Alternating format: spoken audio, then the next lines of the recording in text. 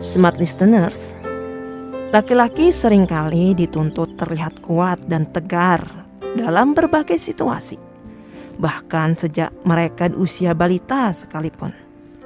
Kuat, kamu kuat kok, udah nangisnya. Kamu kan laki-laki, jangan nangis. Lagian jatuhnya kan sedikit aja.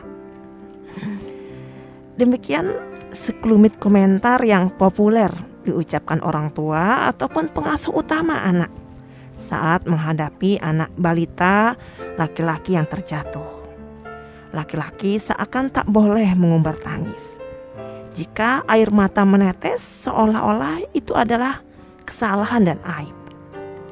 Selain tak diperbolehkan menangis, laki-laki tak terbiasa curhat. Padahal kegiatan yang terkesan sepele ini ternyata dapat mengurangi risiko terkena penyakit jantung. Profesor Dr. Zubairi Jurban, spesialis penyakit dalam, mengatakan dengan curhat seseorang mempunyai ventilasi terhadap apa yang ia rasakan. Dengan adanya ventilasi tersebut, seseorang dapat melepaskan stres yang ia alami. Pada wanita, hal yang sangat lazim saat mereka mengalami berbagai tekanan hidup, dengan mudahnya mengekspresikan segala perasaannya dengan menangis, berteriak, serta curhat kepada orang terdekat atau yang dipercaya. Bahkan wanita tak sungkan curhat dengan orang yang tak dikenal dan baru ditemuinya dalam suatu perjalanan. Tapi hal itu tidak berlaku bagi laki-laki. Mereka seakan terlatih untuk tidak menangis dan lebih memilih untuk memendam segala masalah dalam hidupnya. Smart listeners, tahukah Anda, sesungguhnya anak laki-laki membutuhkan dukungan emosional yang lebih mendalam dan menyeluruh dibandingkan anak perempuan.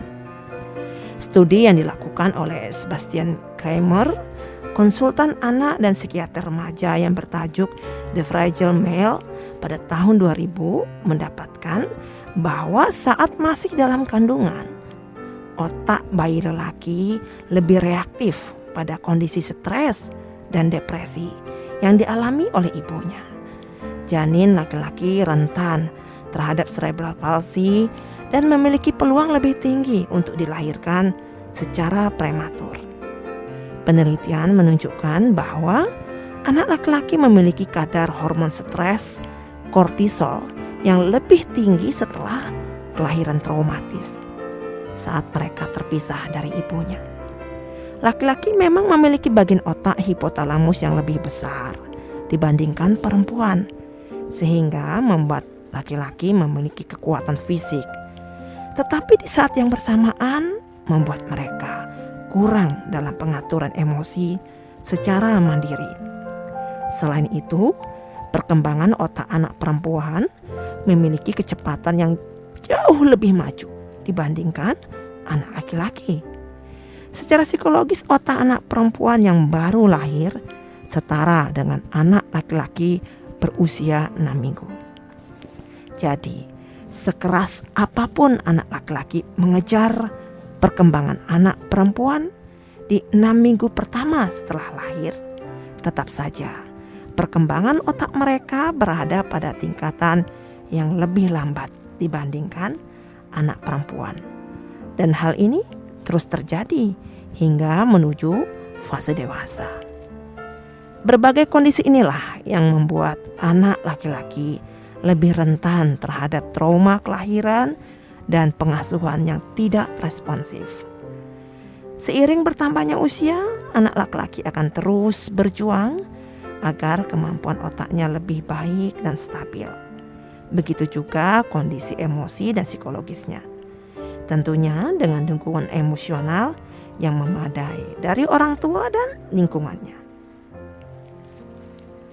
Smart listeners, sebagian orang tua mengeluhkan bahwa lebih sulit mengasuh anak laki-laki dibandingkan anak perempuan. Mereka tampak sulit diatur. Hal ini sesungguhnya sangat wajar karena kondisi otak mereka memang tertinggal dibandingkan anak perempuan dan sangat rapuh. Penelitian menemukan kaum pria lebih rentan terhadap disleksia dan sulit membaca serta belajar bahasa, sehingga aktivitas sekolah dan belajar menjadi sulit bagi mereka.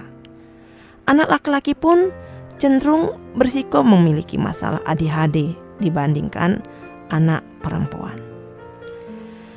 Smart listeners, jika kita melihat kondisi otak dan psikologisnya, ternyata anak laki-laki lebih membutuhkan dukungan emosi yang lebih besar dari orang tua, guru maupun pengasuhnya kan? Tetapi faktanya sebagian besar masyarakat cenderung menerapkan pola asuh yang lebih lunak dan lembut pada anak perempuan.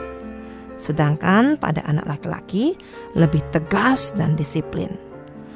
Orang tua kadang hanya memberikan pengasuhan emosional intensif kepada anak perempuan, tapi tidak pada anak laki-laki.